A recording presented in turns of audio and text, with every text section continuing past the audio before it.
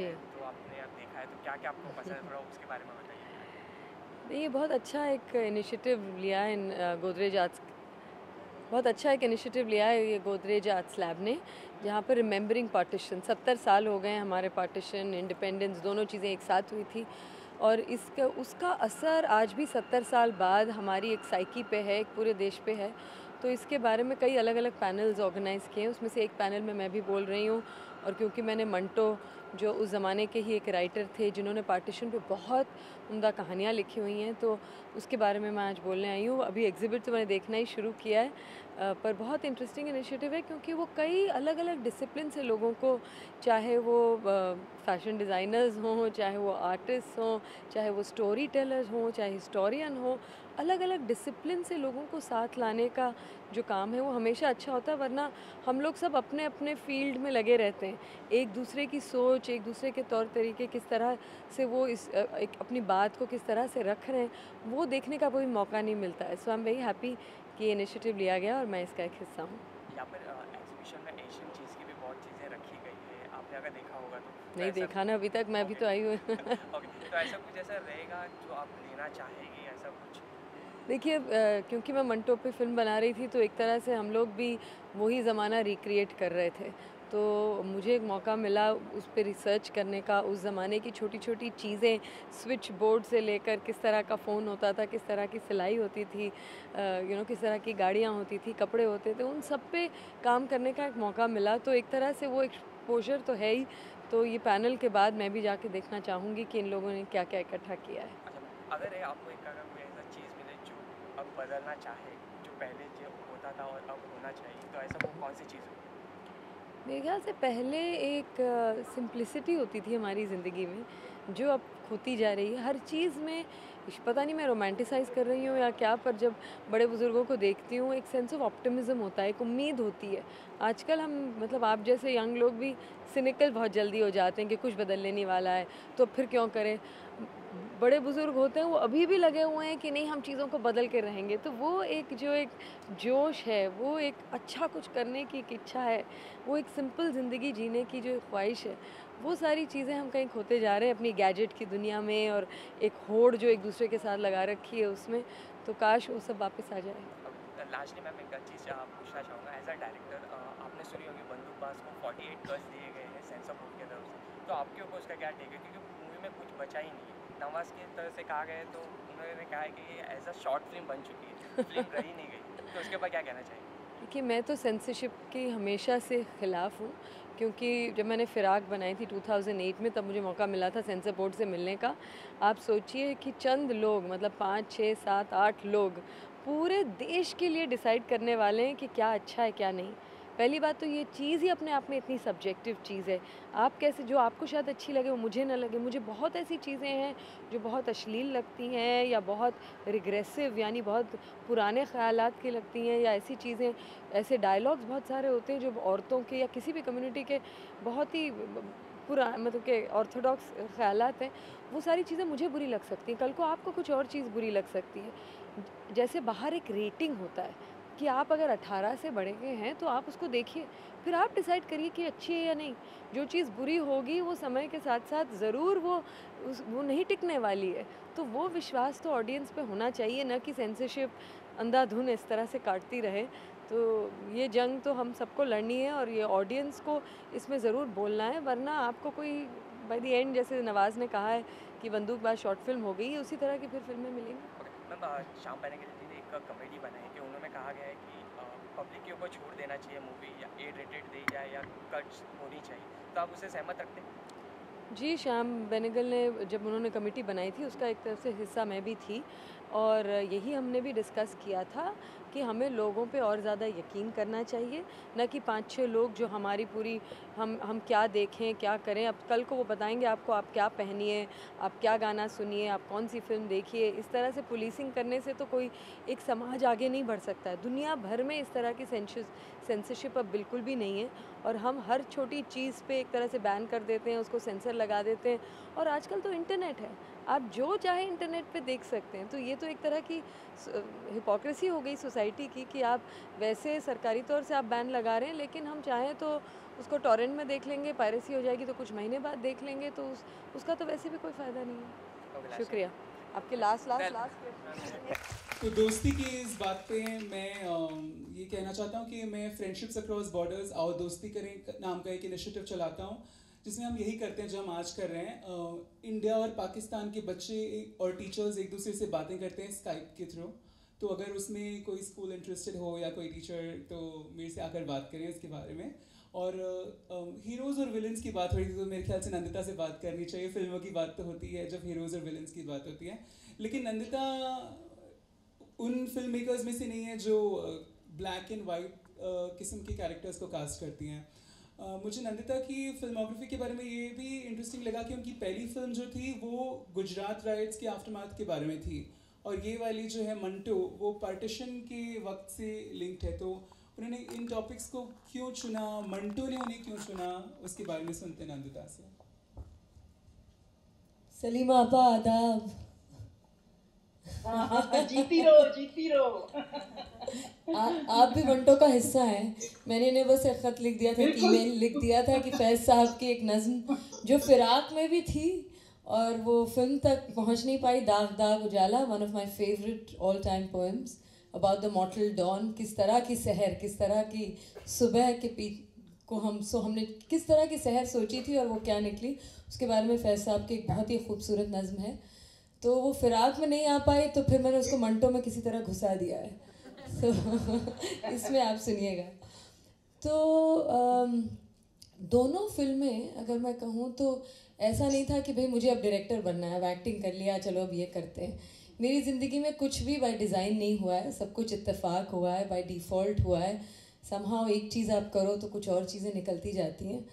तो Firaaq was also response to everything that was happening around us. जिस तरह की एक हेल्पलेसनेस लग रही थी जब 2002 में गुजरात कार्नेज हुआ। ऐसा नहीं कि इसके पहले दंगे नहीं हुए थे हमारे मुल्क में, लेकिन हमने पहली बार एक तो इमेजेस देखे थे जब 1984 में जब सिख राइट्स हुए दिल्ली में।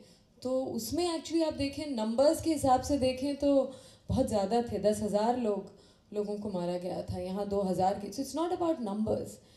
इस हमारे मतलब एडल्टहुड में, समहाउ मेरे एडल्टहुड में ये पहली बार मैंने इस तरह का हादसा ऑलमोस्ट देखा। 2-3 दिन में सब कुछ जैसे बदल गया हो। सिर्फ जो वहाँ गुजरात में हुआ वो नहीं, सबसे ज़्यादा तकलीफ़ इस बात की हो रही थी कि हम जहाँ भी जाते थे कॉन्वर्सेशंस बड़े पोलराइज हो रहे थे। नॉर्मल चीज़ें कहीं पर एक बिल्कुल अस एंड देम की एक फीलिंग बहुत स्ट्रांगली आ रही थी। अंदर की प्रेजुडिस मानो एकदम बाहर फूट के निकल रही हो, ऐसा लग रहा था। The adhering was happening very quickly right in front of us. तो उस चीज़ ने कहीं पर मुझे सॉर्ट ऑफ मजबूर ऑलमोस्ट किया कि फिराक मैं बनाऊं, यानी अलग अलग कहानियाँ लेकर आऊँ। बहुत ऑर्गेनिकली वो स्क्रिप्ट हुई थी। एक मिडिल क्लास कपल की कहानी शुरुआत में थी, हम जैसे लोग जो सोचते हैं कि बातें करके सब कुछ हम सुलझा देंगे, और उस तरह की कहानी से शुरुआत हुई थी। पर दूसरी सारी कहानियाँ उसमें जुड़ती गई। और मुझे as an audience and as a film maker, as a story teller, violence देखने का कभी भी शौक़ नहीं रहा। ये एक्शन फिल्म या जिसमें वायलेंस होती है, कभी कभी जस्टिफाइड होती है, पर हमेशा मैं आँख बंद करके देखती हूँ। तो आई वॉज वेरी क्लियर कि मुझे, even though it was a very violent incident and we don't have to forget it, लेकिन इमोशनल और साइकोलॉजिकल इम्पैक्ट क्या होता है वायलेंस का, उसके बारे में ज़्यादा दिलचस्पी थी। उसको हम एज ए मिरर देखें कि अगर हमारे साथ ये हादसा हो तो हमें कैसा महसूस होगा।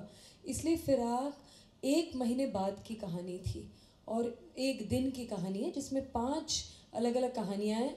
हर रिश्ते में उस वायलेंट एक्ट का क्या असर हुआ। और मंटो 9 साल बाद हुई, मैं 2012 से मंटो पे काम कर रही हूँ। Again it was the same feeling that Manto, जब मैंने पहले कॉलेज में पढ़ा था तो उनकी कहानियाँ पढ़ी थी। 2012 में जब सेंटिनरी सेलिब्रेशन हुई तो अचानक बहुत सारे एसेज आ गए, नसरुद्दीन शाह ने भी परफॉर्म किए कुछ, and lot of people were writing about Manto.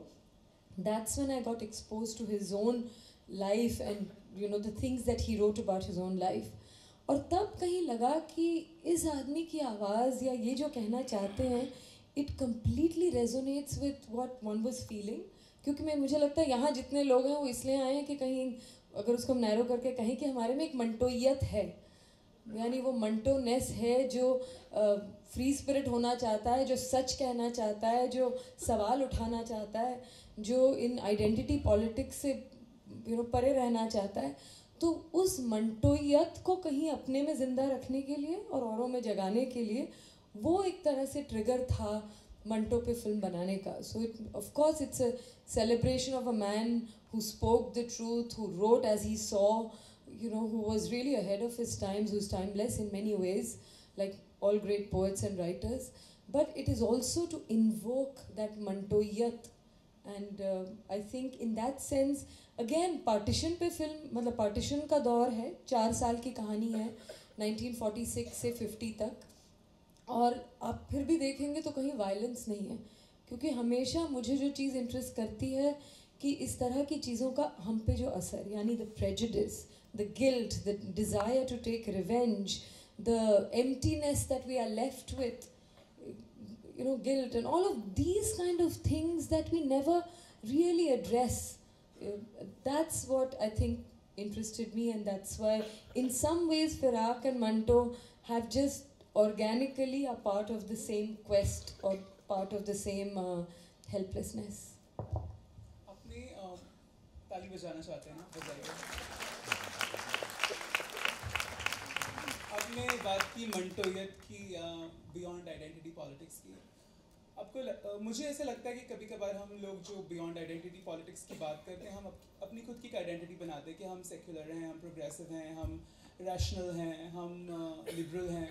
तो हम हमारे जैसे लोगों से ही बात करेंगे, तो वो डायलॉग का दायरा भी हम सीमित कर लेते हैं कि हमारे जैसे जो रैशनल थिंकिंग है उनसे, क्योंकि उन दूसरे जो हैं वो तो इरेशनल हैं ही, उनसे बात करने का मतलब क्या है। तो हम इसी तरह अगर डायलॉग करेंगे तो वो डायलॉग का कोई मतलब है या नहीं? क्या लगता है आपको इस बारे में? नहीं, बिल्कुल। हम लोगों की कई बार एरोगेंस होती है। जब फिराक भी आई थी तो उसे एक फेस्टिवल फिल्म का ठप्पा लगा दिया जाता है कि ये क्लासेस के लिए नहीं है, मतलब ये मासेस के लिए नहीं है, ये क्लासेस के लिए। बट किसी भी फिल्म का, अगर इफ़ वन वुड से, एक अच्छी फिल्म का या एक थॉटफुल फिल्म का मकसद बल्कि होता है कि वो माइंड को भी स्टर करे, दिल को भी छू जाए। और ऐसा तो कहीं नहीं लिखा है कि भाई क्लासेस के पास बहुत सारा ये सब है, बहुत उसके लिए इंटेलेक्चुअल बनना पड़ता है। So I think it's lot of the times are arrogance. और ये जो हम और वो की बात है, हम हैं कौन एक्चुअली? मतलब हम ये कैसे अज्यूम कर लेते हैं? आज जो प्रेजुडिस, आज के माहौल में जिस तरह का पोलराइजेशन हो गया है या जिस तरह की चीज़ें निकल रही हैं, वो इनमें से कई लोग हमारे लोगों में से ही हैं। तो हम ये नहीं कह सकते, बल्कि पढ़े लिखे या जो हम जिसको कहते हैं जानकार, एलीट, जैसे विश्वज्योति ने क्या आपने कहा, बर्गर जो लोग हैं वो ज़्यादा डेंजरस हैं। क्योंकि एक तरह से अगर पढ़े लिखे समझदार लोग जो इतने सब इंफॉर्मेशन जिनके पास है वो भी इस तरह से सोचते हैं, तो ये तो एक बहुत अजीब चीज़ है। बल्कि जो आम लोग, अभी इसमें भी हम डिवीज़न कर रहे हैं, these words need to be used a little more carefully, पर ज़्यादा spontaneously and without that burden people react to it. तो जब मैंने फिराक जैसे पहली स्क्रीनिंग जो एक बहुत ही बर्गर लोगों के लिए हुई थी दिल्ली में, तो उसमें जब मेरे ड्राइवर भी बैठ के उसने जब देखा, and he came out and he the first thing he said, दीदी लोग इतना लड़ते क्यों हैं? And his eyes were equally tearful. And इसके लिए आपको कुछ समझने की ज़रूरत नहीं। एक अच्छी पेंटिंग देखते हैं, एक अच्छी नज़्म पढ़ते हैं, एक अच्छी फिल्म देखते हैं, एक कहानी देखते हैं, वो कुछ आपको कर जाती है। और if you can connect with that, it's not about understanding and analyzing and doing all of that all the time. So I think that is probably the purpose of art. Art cannot create revolutions. Since the time of birth. तो मैं उसको जो visuals है उसके बारे में बता रहा था, और उसकी जो सेंसिटिविटी थी वो साउंड्स के लिए थी, तो वो मुझे उसके बारे में बता रहा था। मैं देख रहा था फिर भी नहीं देख रहा था, तो वो काफ़ी मुझे महसूस हुआ जब मैं फिराक के लिए गया था। लेकिन लेगेसी की बात है तो ये पार्टीशन की लेगेसी किसकी है? क्या ये सिर्फ सिंधी की, पंजाबी की या बंगाली की है, या दूसरे लोगों की भी? क्योंकि मैं राजस्थानी जैन फैमिली से हूँ, मेरे परिवार का कोई लिंक नहीं है पार्टीशन से। तो लोग कई बार मुझे कहते हैं कि तुम क्यों इंडिया पाकिस्तान पीस प्रोसेस में इंटरेस्टेड हो? मतलब तुम्हारा क्या लॉस हुआ है, तुम्हें इससे क्या मिलने वाला है? क्या आपको भी ये क्वेश्चंस मिलते हैं? I don't think you have. मुझे तो मेरी पहली फिल्म से मिलते हैं कि आपने लेस्बियन रोल क्यों किया? आप लेस्बियन है क्या? तो उस वक्त तो मुझे भी इतना कुछ पता नहीं था परमेश कहाँ हूँ। उस वक्त मुझे भी ज़्यादा पता नहीं था, तो मैं पहले बोलती थी नहीं नहीं I am not a lesbian, क्योंकि हम भी इंटेलेक्चुअली कुछ चीज़ समझना और दिल से कुछ चीज़ समझने में बहुत फ़र्क है। इनफैक्ट मेरी जर्नी फायर से शुरू हुई, of understanding how we create the other in our minds. और अब मुझे ये था आप लेस्बियन हो, ऐसे आपको मुझसे मतलब हो भी सकती हूँ नहीं भी हो सकती हूँ, you know. So I think I have come a long way since then. तो आपका सवाल वैसे क्या था? पार्टीशन की लेगेसी किसकी हाँ, लेगेसी है? किसकी लेगेसी है, राइट। तो पंजाब के लोग जिस तरह से पार्टीशन को समझते हैं वो शायद तमिलनाडु के लोग नहीं समझ सकते।